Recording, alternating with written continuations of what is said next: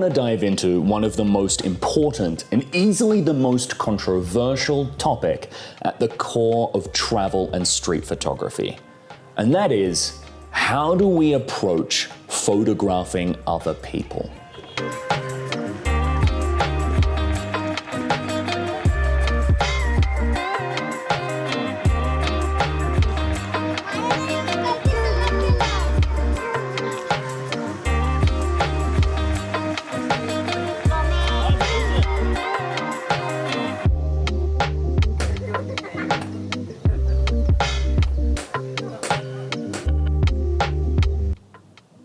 At the core of both travel and street photography is the desire to capture life as it is, as we see it, and how photographers interpret this pursuit of capturing reality can vary widely. And so today, in this video, I want to explore different approaches from different photographers and examine how they interpret this pursuit and the approaches that they take in search of their art.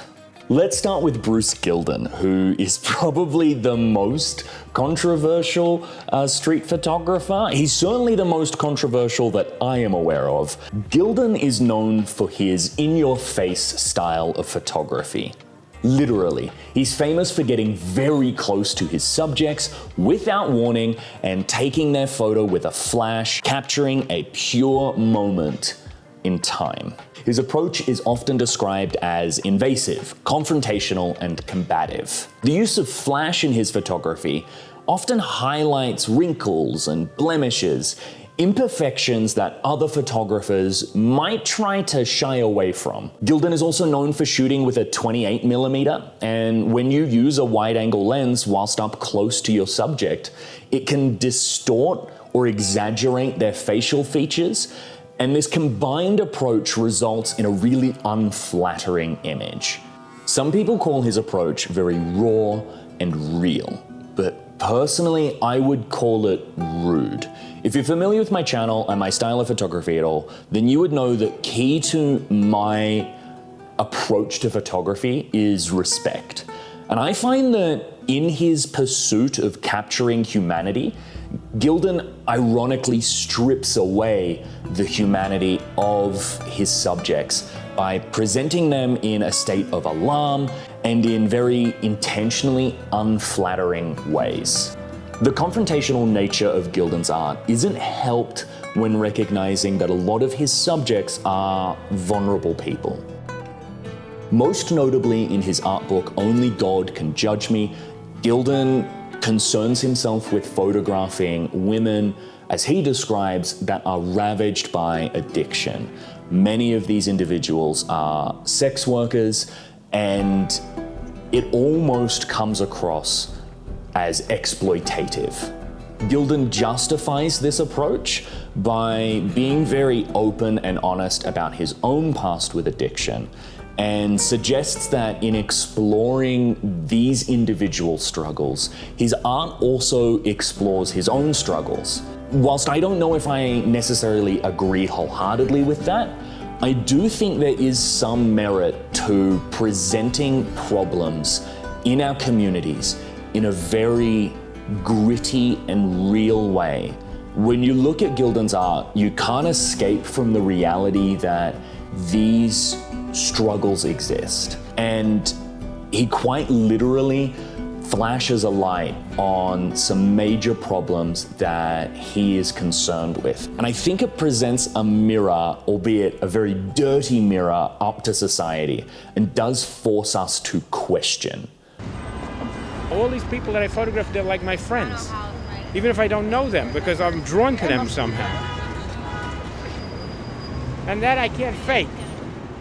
On the complete opposite end of the spectrum is Mihaela Norick. She's the creator of the Atlas of Beauty. Mihaela travels the world and photographs women, championing the inherent beauty in all women around the world. If Gilden's approach presents people at their ugliest, then Mihaela's presents them at their most beautiful. To Norwich, Photography is much more of a collaborative process. Her subjects are aware that she is taking their photo. They often have time to prepare. Norwich most oftenly uses a 50mm with a large aperture, or she's even known to use a standard zoom of 24-70.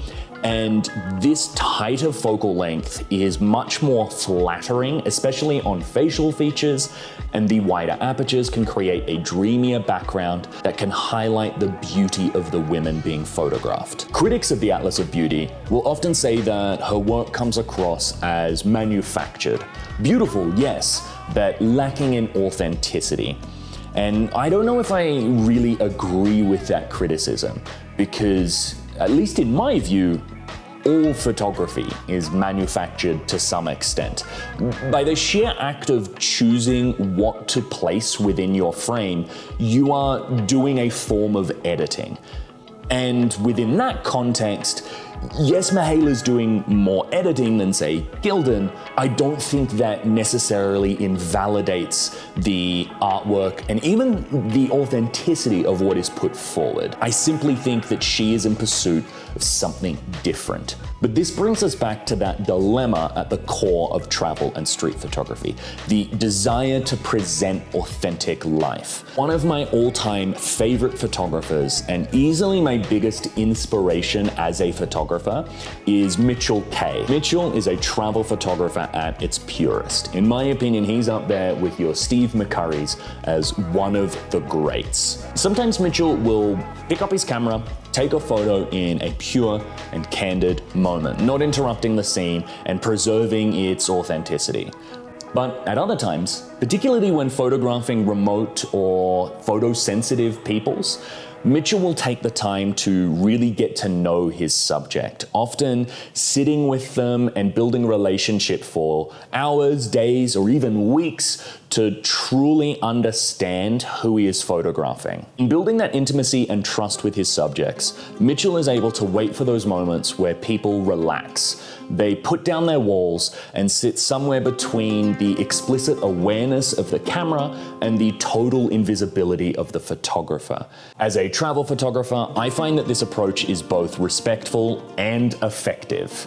In many of the places that I go, I'm simply unable to blend in. No matter what, I'm going to stand out, particularly in remote villages. And so it's just simply impossible to pretend that I'm able to take these photographs in a purely invisible way.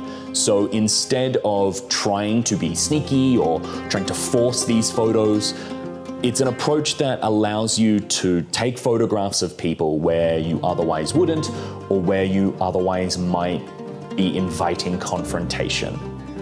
When I lived in Morocco, which is very photosensitive, I found myself initially taking more candid photos. Photos that bought into the gatekeeping rhetoric that photographers should never interrupt the scene and that this was much more authentic. And what I found was, whilst I was often capturing images, I was doing so in a manner where I felt rushed, or where I was unable to deliberately compose my shots. And in the times where I was caught, I was risking serious confrontation, sometimes even physical threats or violence. I don't know that I feel my art is worth putting people in a position where they feel so upset by what I've done that they would look at violence. And so this approach became the difference between risking violence or just simply not getting a photo at all and taking a photo. Now, in taking this approach, did people say no? Yeah, they said no quite a lot.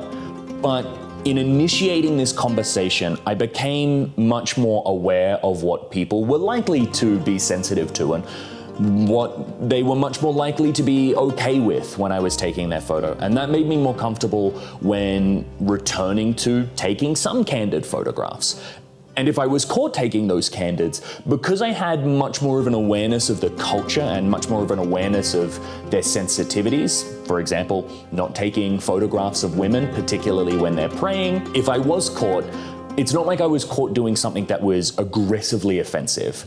And if anyone was upset, I was able to mitigate that harm by immediately smiling and then turning the camera around, showing them the photo, and speaking a little bit of Darija, which is the local dialect of Arabic. Because if you're able to break down those barriers, you're greatly reducing the risk of upsetting that individual when we are inevitably caught from time to time. And this brings us to another photographer who sits within these two paradigms, and that is Eduardo Ortiz. Ortiz is a legend in the realm of street photography.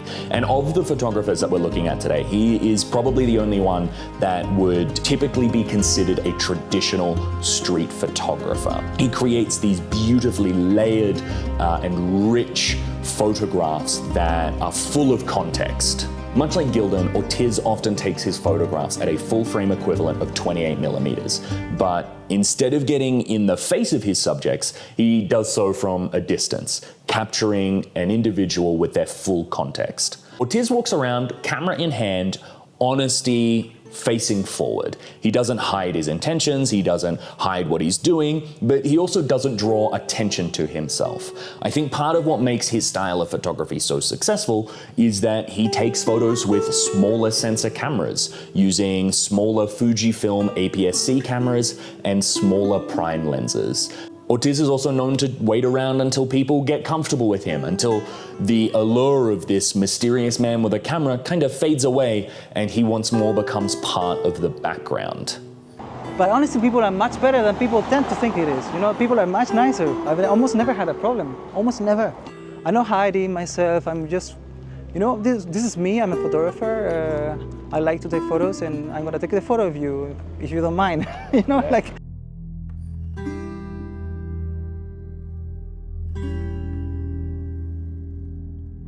So where does all this leave us? From Gildan's confrontational style to Norwich's collaborative, beautiful style, to the people that sit in between, like Ortiz's honesty or Mitchell's respect, there's no one true way to approach people with our photography. There's no correct way. Each approach reveals something different about both the subject and the photographer.